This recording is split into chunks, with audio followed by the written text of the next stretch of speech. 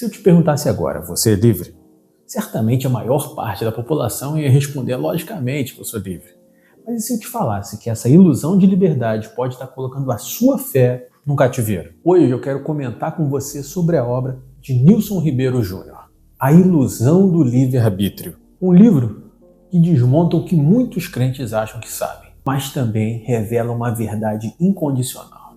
A liberdade vem apenas de Cristo e não das suas escolhas. E Nilson não é qualquer teólogo, ele é comprometido, vivido, conhece sobre ensino, igreja e principalmente um discurso filosófico. E eu vou te falar, o livro dele não veio para agradar, e sim para edificar. E o que você pensa sobre liberdade? Vamos falar sobre isso?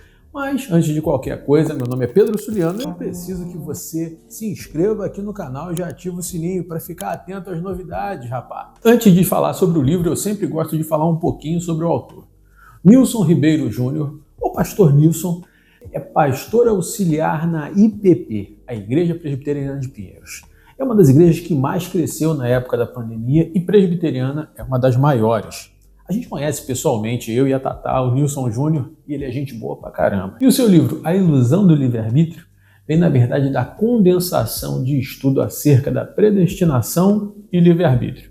Para você que não sabe, existe uma grande dificuldade em você colocar a presciência de Deus, o seu governo e o seu domínio na balança junto com a responsabilidade humana. E muitas vezes, nessa de tentar equilibrar as coisas, a gente acaba pendulando a balança para um lado ou para o outro. E o livre-arbítrio foi uma ideia que surgiu para conseguir equilibrar essas coisas. Porém, esse livre-arbítrio nunca foi dessa forma que aprendemos. Por isso, a desconstrução dessa palavra é tão necessária.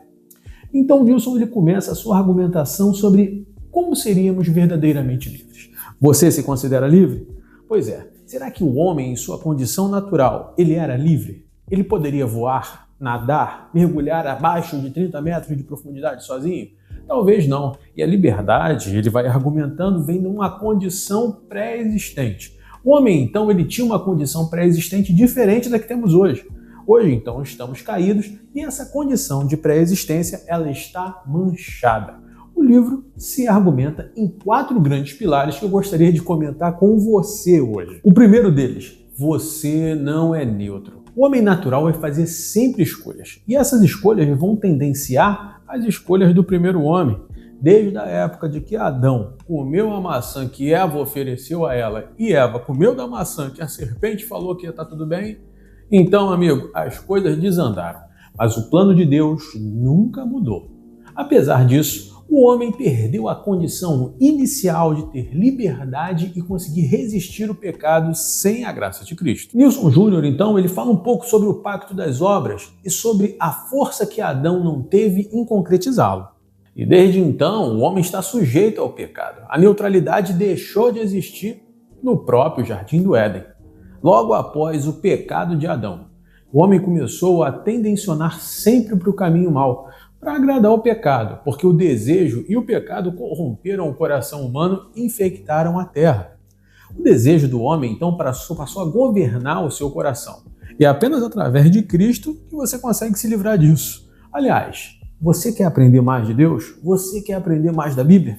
Toda terça-feira, às 8h30, nós fazemos um estudo expositivo aqui no canal. Você pode procurar também @SulianoStories. Eu vou colocar aqui embaixo. E aí você consegue entrar lá, já me segue, todo dia tem devocional, beleza? Vamos continuar então. A galera acha que o ser humano nasce com a mente zerada, que o neném nasce totalmente puro, sem pecado algum. Uma grande mentira. Todo mundo nasce em pecado. Mas quando você entende e compreende a justiça de Deus, você entende como esse pecado é levado em consideração para aqueles que não compreendem. Ou não têm ainda noção dos fatos, noção da vivência.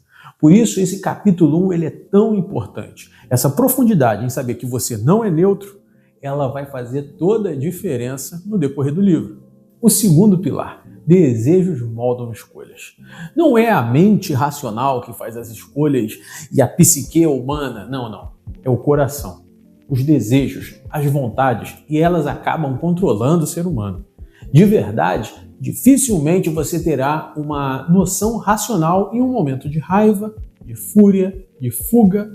Mas muitas vezes queremos colocar nosso melhor cenário para explicar como nós conseguimos tomar as decisões. E quem disse que até suas decisões racionais não estão baseadas em desejos? O coração de fábrica ele nasce apaixonado pelo pecado, procurando sempre os desejos, as vontades, realizar aquilo que a sua mente coloca como necessário para a sua vida.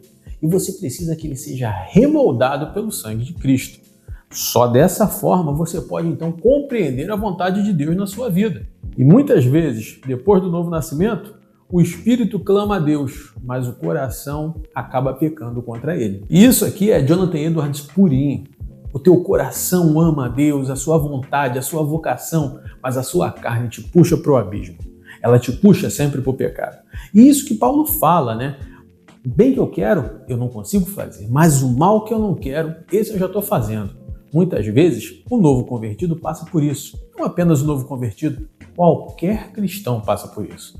Por isso que o exercício do cristão, a santificação, é sempre colocar a morte do velho homem, passo a passo, figura a figura, ponto a ponto. E só dessa forma você vai conseguir agradar a Deus e caminhar num percurso de santidade. O terceiro pilar é que a liberdade só vem através de Cristo Jesus. Sem o novo nascimento, amigo, você está condenado a sempre agir de forma errada. Se a gente colocar uma pessoa comum durante um mês seguindo ela como um Big Brother, você vai ver que ela tomou várias atitudes erradas sozinha. Mas um verdadeiro cristão, ele vai ponderar se aquela atitude ela é ou não relevante para Deus. Ela seria ou não uma atitude aprovada por Cristo. E é essa liberdade que precisa ser condicionada. Quando a gente pensa em liberdade, geralmente a gente pensa na chance de escolher qualquer coisa no universo. Mas a verdade é que quando a liberdade está condicionada, você não consegue escolher qualquer coisa. Por exemplo, você não consegue escolher não pecar. E exatamente por isso que a sua fé fica aprisionada. Então, muitas vezes as pessoas vão chegar para você e vão falar assim: você é cristão, você é escravo da religião. Na verdade, você não é escravo. Na verdade, você escolheu não se deixar escravizar pelo pecado. Eu vou te dar um exemplo.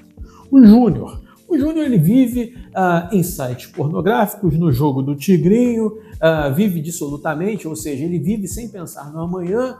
E tem o Pedrinho. O Pedrinho ele vive de forma diferente. Ele sabe que ele pode acabar se viciando no site pornográfico, ele sabe que ele pode acabar se viciando no jogo do tigrinho, e ele sabe que ele poderia viver uma vida dissoluta, bebendo, fumando e usando droga. Mas nada disso é proibido ao Pedrinho. Porém, ele se proíbe para que o critério dele de liberdade seja maior. Quando o Pedrinho e o Júnior se encontram, simplesmente o Júnior vira para ele e fala assim: cara, você é um careta, você não tem escolha, você é escravo da religião. Ué, quem é escravo? Aquele cara que está sendo escravizado por jogos de azar, pornografia e vícios? Ou aquele que escolhe não cair em nada disso? É exatamente nessa condição que somos livres em Cristo. Nós então somos escravos de Cristo porque Cristo nos compra do mundo. O mundo só tem isso a oferecer, desgraça. Mas Cristo então nos oferece a verdadeira liberdade, que é a liberdade de escolha. A liberdade de escolha, então, sempre está condicionada ao sangue de Cristo. O quarto pilar, o livre-arbítrio defendido por muitas igrejas, tem sido apenas uma tentativa sutil de colocar o homem no centro da escolha, de colocar o homem com o poder de decisão. Existem duas correntes, eu queria te explicar elas, porque aqui a gente fala de teologia. Então, essas duas correntes são muito importantes para que você compreenda o sentido maior do que se fala, beleza? Primeira, o sinergismo, que é quando você tem duas forças que se atraem, ou seja, você faz a sua parte, Deus faz a sua parte, a salvação acontece de forma sinérgica. Por isso que o nome é sinergismo. São duas forças que se auxiliam, se ajudam. E você tem o monergismo, que apenas uma delas faz a força. O monergismo é a visão de que o livre-arbítrio não existe. Dentro do monergismo, você tem N teorias. No sinergismo, as duas forças são complementares. E você também tem N teorias. Qual é o grande problema do sinergismo? Quando a gente aplica a Bíblia, é que o homem tem parte na salvação. Ou seja, ele, por decisão própria, pode decidir ser salvo ou não. Ele teria então uma condição de poder semelhante a Deus nessa condição de salvação. E é aqui que o Nilson manda a maior bomba do livro. O livre-arbítrio virou desculpa para o homem ser o chefe da salvação e viver de forma dissoluta, ou seja, viver da forma que ele quiser e, no final das contas, apenas ser salvo ou não ser salvo por obras, por conta de coisas que ele vai fazer. E tirando totalmente da palavra a noção de que Deus salva quem Ele quer no momento que Ele quer. E todos os filhos de Deus não serão perdidos, mas precisam viver de forma efetiva no Evangelho, gerando frutos. E a base teológica disso é o servo-arbítrio de Lutero, ou seja, a chance de escolher coisas boas através de Cristo, e o libero-arbitrium de Erasmo. Libero-arbitrium é a liberdade total de escolhas. A liberdade total de escolhas, então, ela parece meio impossível para o ser humano, uma vez que o ser humano sempre vai tendencionar ao erro. Existe uma outra forma de te explicar isso e eu gostaria de fazê-la. Imagina uma condição básica. Ninguém consegue acertar uma conta. A conta é 1 mais 1, certo? De acordo com o sinergismo, todas as pessoas chutariam todos os números. Uma delas, pelo menos, acertaria. Agora vamos traduzir isso para a teologia. Se o ser humano conseguisse não pecar, em toda a história da humanidade haveria pelo menos uma pessoa que passaria a vida inteira sem cometer pecado. Se essa pessoa passa a vida inteira sem cometer pecado, ela seria salva, de acordo com o sinergismo, porque essa pessoa automaticamente é uma pessoa pura. Só que não pode existir salvação fora de Cristo. E a Bíblia não pode mentir. Automaticamente, se todo homem nasce em pecado, como Davi falou, em pecado concebeu a minha mãe, então todo ser humano precisa nascer com essa raiz. Não vai haver essa possibilidade. Vamos lá, o que o livro não diz? O Nilson não está falando sobre fatalismo, sobre escolhas certeiras, sobre coisas que existiam na Idade Média, do tipo, Pedrinho nasceu sapateiro. Ele nasceu e morreu sapateiro porque assim Deus o quis. Ou se não, um índio na Amazônia nasceu sem Cristo. E ele nascerá e morrerá sem Cristo porque assim Deus o quis. Muitas pessoas acusam o calvinismo apenas por conta do fatalismo. O fatalismo é uma heresia. O hipercalvinismo acaba sendo também uma heresia. Porque a fatalidade para não se movimentar e não realizar o id, ela é um pecado. O problema, então, não é você escolher. O problema é quem está manipulando a sua escolha. A graça, ela vem de Cristo. Ela não é uma manipulação. Ela é um milagre que muda o seu coração. O livro também não busca fazer uma propaganda ideológica. Ele busca explicar a ilusão do livre-arbítrio. Na verdade, a gente condiciona o que podemos escolher a uma escolha absoluta. Quando, na verdade, você tem escolhas que pode realizar. Por exemplo, eu hoje decidi colocar essa camisa preta. Uma pessoa fatalista falaria: Deus escolheu que você usasse essa camisa preta com listrinhas e gravasse mais ou menos a 1h da manhã.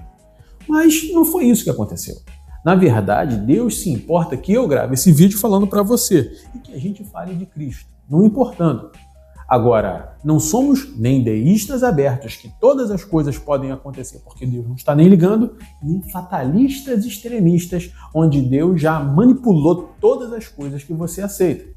Existem oportunidades chaves em que você não pode conseguir resistir sozinho. Por exemplo, tente não pecar um dia. Talvez você consiga. 2 dias, talvez você consiga. 3 dias, está ficando difícil. 1 semana, acredito que seja muito impossível. Seja pelo falar, seja pelo pensar, ou seja pelo agir. E amigão, tudo isso, pensar, falar e agir, quando é utilizado de forma errada, é pecado. Até você perder uma oportunidade. Um impacto que o livro do Nilson pode causar na sua vida. Ele pode mudar o seu jeito de pregar. Muitas vezes temos visto a galera utilizar PNL, técnicas de programação, coachismo, espiritualismo exagerado, ecumenismo em suas pregações para tentar convencer e ajudar o Espírito Santo a quebrantar corações. Já pensou que se você fizer uma pregação bíblica expositiva, o Espírito Santo pode agir nos corações? Ele não precisa da sua pregação nem das minhas palavras, mas de um coração disposto a obedecer.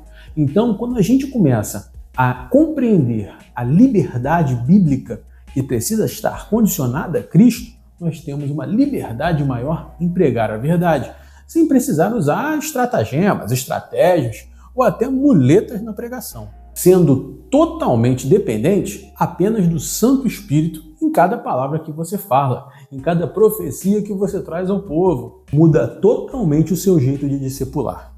Existe menos as partes do decida agir como você pode, siga então a verdade no seu coração, para frases como nasça de novo, faça morrer o velho homem, não decida segundo o seu coração, mas segundo a palavra. Esse livro vai fazer você moer os seus desejos. Se você compreender que os seus desejos podem estar influenciando as suas escolhas, mesmo após convertido, você começa a compreender que matar o velho homem é um exercício diário. É você não xingar o amigo quando ele te dá uma fechada no trânsito. É você não brigar com ninguém quando a pessoa simplesmente liga 522 vezes para te cobrar um plano de saúde ou um plano de ligação que você nem tem. Agora, eu preciso fazer aquelas críticas, alertas e os gatilhos. Pois é, esse livro ele tem alto conteúdo calvinista. Então, para pessoas que têm a tendência contrária, ou seja, arminianos, ultraliberais, pessoas que vivem pela hipergraça, pode parecer um livro totalmente recriminatório. O que não é verdade, ele busca sempre explicar até de uma forma bem didática o pensamento. Mas pode surgir algumas tensões quando você tentar não compreender da forma dele. Vê bem, aqui no canal a gente sempre vai fazer um review e uma resenha falando dos dois lados. Algumas partes são muito densas para quem não tem um conhecimento profundamente teológico. O Nilson é especializado em ensino da Bíblia, em ensino da história da igreja e ensino das escrituras. Então, algumas vezes ele pega bem pesado e aí exige que você tenha um pouco mais de conhecimento, mastigue esse conhecimento e talvez até tenha acesso a conteúdos que possam facilitar tais conhecimentos. Dessa forma, ele acaba sendo um livro que é para ser mastigado, digerido com conhecimento, oração e Espírito Santo. Dessa forma, você vai conseguir aproveitar 100% do livro do Nilson. Ele vai te tirar da bolha teológica que você vive para te jogar numa realidade completamente diferente muitas vezes. Então ele não é um livro para você ler deitadinho na cama num dia chuvoso. É um livro para você ler de joelhos no chão, compreendendo e com a Bíblia do lado. Se você prega a graça como ela é, irresistível, forte, arrebatadora e que convence os piores pecadores a terem uma conversão genuína e mudarem de vida, terem uma metanoia, é igual o Paulo, né? Paulo era um cara que perseguia os evangelistas, perseguia os primeiros cristãos, mas teve uma mudança significativa no encontro com Cristo quando estava indo para Damasco. E se você crê que a graça ela é redentora, esse livro, meu amigo, é para você. Esse livro vai fortificar a sua fé e te dar bases para compreender mais profundamente uma pregação expositiva que você pode fazer. A ilusão do livre-arbítrio não é só uma ameaça teológica. É um erro que tenta ofuscar a glória de Deus e ameaçar a saúde da igreja. Esse livro é um tapa que muita pregação precisa levar. Ou Cristo vai te libertar, ou você vai continuar sendo escravo achando que está livre, que está podendo escolher todas as coisas. Na verdade, o caminho que você está trilhando é aquele largo, com cheiro de enxofre. Concorda? Discorda? Comenta aí embaixo que eu quero saber. Aliás, muitas pessoas me perguntam como é que eu posso ajudar o canal e tal, como é que você faz esses reviews? Ponto 1. O link para você comprar o livro está aqui embaixo. Eu coloco sempre os meus achadinhos. Então, sempre retorna alguma coisa. Agora, se você quer ir além e ajudar o meu ministério a crescer, a gente ter uma condição melhor, lâmpada, luzes, uma câmera melhor, eu vou deixar o Pix aqui do lado e aí você pode simplesmente acessar o Pix, fazer uma oferta. Não estou aqui para te pedir dinheiro, não. Deus vai nos ajudar de qualquer forma. Se você quer participar disso, meu amigo, tá aqui a sua oportunidade, beleza? Mas faz o seguinte, já compartilha esse vídeo aqui, manda para umas 3 pessoas e me fala aí, tu gostou do livro do Nilson?